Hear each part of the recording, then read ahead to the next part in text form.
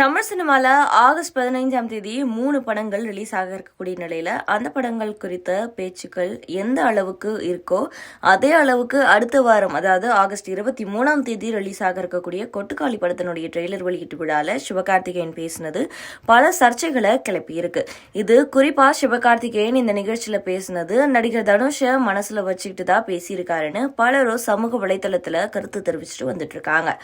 August 13ஆம் தேதி கூழாங்கல் படத்தினர் மூலமா இயக்குனரா அறிமுகமான இயக்குனர் வினோத் ராஜ் இவருடைய இயக்கத்துல நடிகர் சூரிய நடிப்புல அடுத்து வெளியாக இருக்கக்கூடிய படம் தான் கொட்டுக்காளி.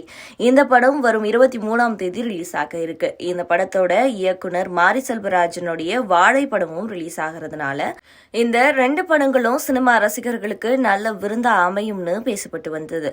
ஆனா கொட்டுக்காளி படத்தினுடைய தயாரிப்பாளர் சிவகார்த்திகேயனுடைய பேச்சால பெரும்பாலானோருடைய கவனமும் பேச்சும் தனுஷ் மற்றும் சிவகார்த்திகேயன் இடையிலான பிரச்சனை குறித்து பேசுபொருளா மாறி இருக்கு. கொட்டுக்காளி படத்தினுடைய ட்ரெய்லர் வெளியீட்டு விழால யாரையும் கண்டுபிடிச்சி இவருக்கு நான் தான் வாழ்க்கை கொடுத்தேன், நான் தான் ரெடி செஞ்சேன் அப்படின்னுலாம் சொல்ல மாட்டேன். ஏன்னா நான் தான் வாழ்க்கை கொடுத்தேன்னு என்ன அப்படி சொல்லியே பழக்கிட்டாங்க.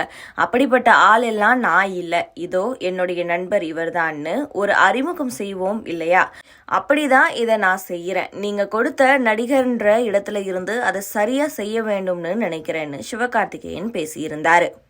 சிவகார்த்திகேயனுடைய இந்த பேச்சுக்கு எதிராக தனுஷுடைய ரசிகர்கள் கருத்து தெரிவிச்சுட்டு வந்துட்டு இருக்காங்க. அதுல தனுஷ் தன்னுடைய சினிமா வாழ்க்கையினுடைய ஆரம்ப காலத்துல எப்படி உதவினாருன்னு சிவகார்த்திகேயனே பல ஊடகங்களுக்கு பேட்டி கொடுத்த வரைக்கும் இணையதளத்துல பகிர்ந்துட்டு வந்துட்டு இருக்காங்க. இந்த நிலையில நடிகர் தனுஷ் சிவகார்த்திகேயனுடைய படமான வருத்தப்படாத வாலிபர் சங்கம் படத்தினுடைய நிகழ்ச்சி ஒண்ணுல சிவா என்னோட இடத்த அவ்வளவு ஈஸியா விட்டு கொடுத்துட மாட்டேன், இந்த இடத்துக்கு வர ரொம்ப கஷ்டப்பட்டிருக்கேன், எனக்குன்னு ஒரு சின்ன இடம் தமிழ் சினிமால இருக்கு, சுமாரான நடிகரா இருக்கேன், ஒரு 10 வருஷம் கழிச்சு எடுத்துக்காங்க, இப்போ எனக்கு வேணும்னு சிரிச்சுக்கிட்டே பேசியிருக்காரு. இந்த வீடியோவை இணையவாசிகள் இணையதளத்துல வேகமா பகிர்ந்துட்டு வந்துட்டு இருக்காங்க. ஏற்கனவே சிவகார்த்திகேயனுடைய பேச்சு தனுஷ் தான் குறிக்குதுன்னு ரசிகர்கள் பேச ஆரம்பிச்சிட்டாங்க. மேலும் தனுஷுடைய ரசிகர்கள் சிவகார்த்திகேயனை கடுமையா விமர்சனம் செய்யவும் தொடங்கிட்டாங்க. இந்த நிலையில தனுஷ் ரசிகர்கள் ஒரு வீடியோவை அதிகம் ஷேர் செஞ்சுட்டு இருக்காங்க. ஒரு சில வருஷங்களுக்கு முன்னாடி தனுஷ் கொடுத்திருந்த பேட்டியில யாரும் என்கிட்ட நன்றியா இருக்க வேணும்னு நினைச்சு நான் எந்த உதவியையும் செய்யல, அப்படி யாருக்கும் இருக்க வேண்டிய அவசியமும் இல்லைன்னு சொல்லியிருந்தாரு.